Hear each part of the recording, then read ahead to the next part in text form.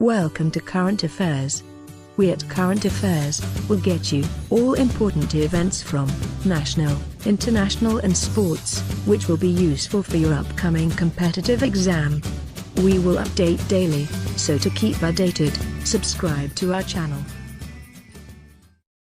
Hello friends, मैं प्रियंका कुमारी अभिजीत जी के जिस क्लासेस में आपका बहुत बहुत स्वागत है। जैसा कि आप जानते हैं कि हम हर रोज आपके लिए कुछ महत्वपूर्ण करंट अफेयर्स क्विज लाते हैं। तो आज का जो हमारा करंट अफेयर्स वीडियो में जो हमारा विषय है वो है क्रेडिट रेटिंग एजेंसी और कोरोना वायरस से संबंधित परीक्षा उपयोगी प्रश्नों का संकलन शामिल है। इस टॉपिक से संबंधित हम आपको महत्वपूर्ण टॉप 3 प्रश्न बताएंगे जो हमारे कॉम्पिटिटिव एग्जामिनेशन यानी प्रतियोगी परीक्षाओं में जिसकी आने की संभावना है, और इस टॉप 10 से आपको आपके परीक्षाओं के लिए कॉम्पिटिटिव परीक्षाओं के लिए बहुत सारी जानकारियां देने का प्रयास करेंगे।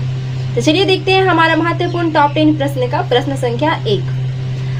Credit rating agency care ratings ने अजय महाजन को आगामी कितने वर्षों के लिए कंपनी का नया प्रबंध निदेशक और मुख्य कार्यकारी अधिकारी नियुक्त किया है, जिसका हमारा ऑप्शन ए है 7 साल, बी है 5 साल और सी है हमारा 3 साल और डी है 4 साल।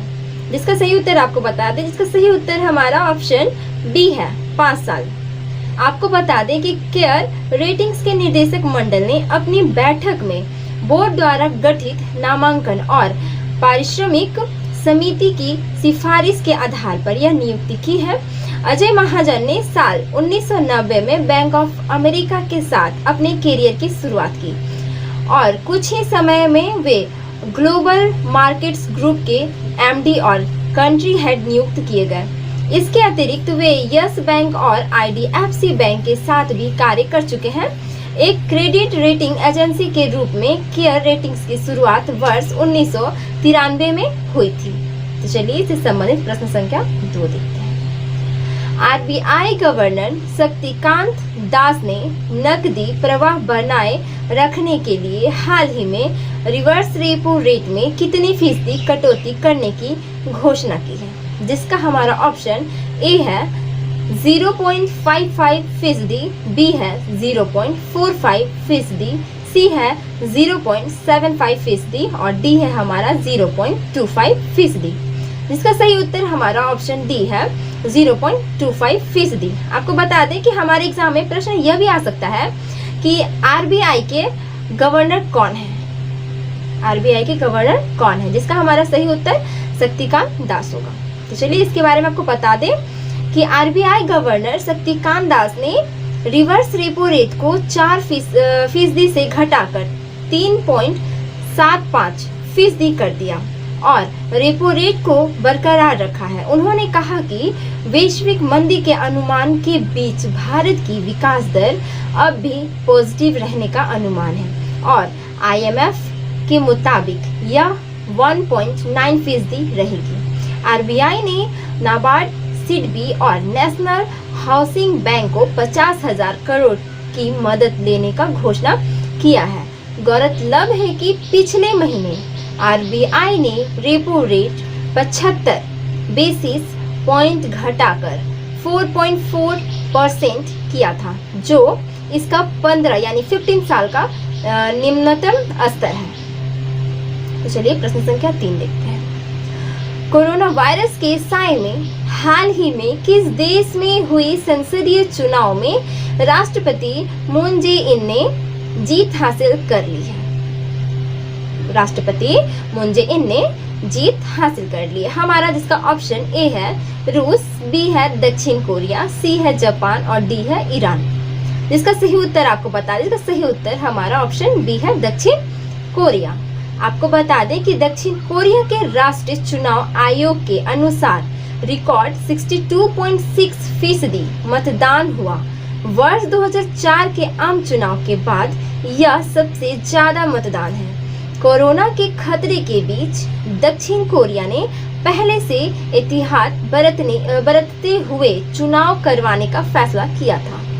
कोरोना वायरस प्रसार को रोकने के लिए बड़े स्तर पर लोगों को टेस्ट कराने के लिए दक्षिण कोरिया की अंतर्राष्ट्रीय समुदाय से काफी प्रशंसा मिली है। तो चलिए प्रश्न संख्या 4 देखते हैं। अंतर्राष्ट्रीय मुद्रा कोष यानी IMF ने हाल ही में कहा कि वह कोरोना वायरस से निपटने के लिए देशव्यापी लॉकडाउन लगाने के लिए किस देश के लिए गए फैसले का समर्थन करता है, जिसका ऑप्शन है हमारा ए चीन, बी है अमेरिका, सी है भारत, डी है पाकिस्तान। जिसका सही उत्तर हमारा ऑप्शन सी है भारत। आपको बता दें कि IMF ने अपने वर्ल्ड इकोनॉमिक आउटलुक में 2020 में भारत की विकास दर 1.9% रहने का अनुमान जताया था। भारत में 25 मार्च को 3 हफ्ते का लॉकडाउन लागू किया गया था, जो 14 अप्रैल को समाप्त होना था। बाद में लॉकडाउन को 3 मई तक बढ़ा दिया गया। IMF ने बताया कि पूरी एशियाई प्रशांत क्षेत्र पर कोरोना वायरस का असर गंभीर और अभूतपूर्व होगा। साल 2020 में एशिया की वृद्धि थम सी जाएगी। तो चलिए प्रश्न संख्या 5 देखते हैं। भारतीय क्रिकेट टीम के किस खिलाड़ी को दुबई स्थित क्रिकेट अकादमी क्रिक किंगडम का ब्रांड दूत नियुक्त किया गया है? हमारा ऑप्शन ए है महेंद्र सिंह धोनी, बी है रोहित शर्मा, सी है विराट कोहली, डी है कपिल देव।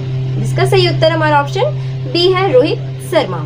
आपको बता दें कि यह अकादमी वैश्विक महामारी कोविड-19 का प्रकोप कम होने के बाद अपने ऑनलाइन प्लेटफॉर्म के जरिए भी कोचिंग की सुविधा देगी। क्रिक किंगडम की मदद से कोचों की सेवाएं लेने के अलावा मैदान और नेट की सुविधा भी बुकिंग की जा सकती है और साथ ही यह अकादमियों का प्रबंधन भी करती है। रोहित शर्मा का नाम अकादमी के निर्देशक के रूप में भी प्रस्तावित किया गया है। तो चलिए प्रश्न संख्या 6 देखते हैं। किस संस्था के मुताबिक कोरोना वायरस महामारी के कारण इस साल एशिया की आर्थिक वृद्धि दर शून्य रह सकती है? ऑप्शन ए है WTO, बी है ADB, सी है IMF और डी है हमारा WHO। जिसका सही उत्तर ऑप्शन सी है IMF। आपको बता दें कि IMF के अनुसार एशिया के 2 बड़े व्यापारिक भागीदार यानी अमेरिका और यूरोप में क्रमशः 6% और 6.6% की गिरावट के अनुमान है। इस साल चीन की आर्थिक वृद्धि दर भी 2019 के 6.1% से गिरकर 1.2% पर आ जाने की आशंका है। IMF ने कहा है कि कोविड-19 के कारण एशिया में उत्पादकता में भारी गिरावट देखने को मिल सकती है। IMF ने दक्षिण कोरिया और ऑस्ट्रेलिया के लिए आर्थिक वृद्धि दर के अनुमान में क्रमशः 3.5% और 9% की कटौती की है। तो चलिए प्रश्न संख्या 7 देखते हैं। कृषि मंत्रालय ने अच्छे मानसून की उम्मीदों के बल पर फसल वर्ष 2020 से 21 में देश में खाद्यान्नों का कुल उत्पादन 63.5 लाख टन बढ़ाकर कितने करोड़ टन करने का लक्ष्य तय किया है? हमारा ऑप्शन ए है 29.83 करोड़ टन, बी है 10.83 करोड़ टन, सी है 85.83 लाख टन और डी है 99.83 लाख टन। जिसका सही उत्तर हमारा ऑप्शन ए है 29.83 करोड़ टन। आपको बता दें कि मंत्रालय द्वारा फरवरी में जारी दूसरे अग्रिम अनुमान के अनुसार फसल वर्ष 2019 से 20 में देश का खाद्यान्न उत्पादन रिकॉर्ड 29.19 करोड़ टन रह सकता है। कृषि आयुक्त SK मल्होत्रा ने खरीफ फसलों की बुआई की योजना तैयार करने के लिए आयोजित राष्ट्रीय स्तर के वीडियो कॉन्फ्रेंस में कहा है कि भारत मौसम विभाग यानी IMD का अनुमान है कि जून से सितंबर के दौरान दक्षिण पश्चिमी मानसून के कारण होने वाली बारिश कुल मिलाकर सामान्य रह सकती है। यह वर्षा पर निर्भर खरीफ फसलों के लिए उम्मीदें बढ़ाता है। तो चलिए प्रश्न संख्या 8 देखते हैं।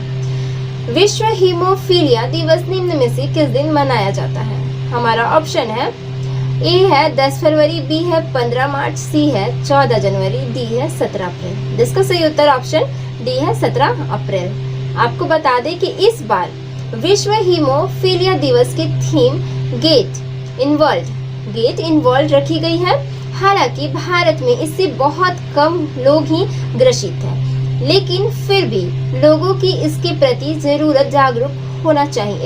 जागरूक जरूर होना चाहिए। हीमोफीलिया तथा अन्य आनुवंशिक खून बहने वाले विकारों के बारे में जागरूकता बढ़ाने हेतु इस दिवस को मनाया जाता है। यह एक प्रकार की आनुवंशिक बीमारी है जो बच्चों में उनके माता पिता से पहुंचती है।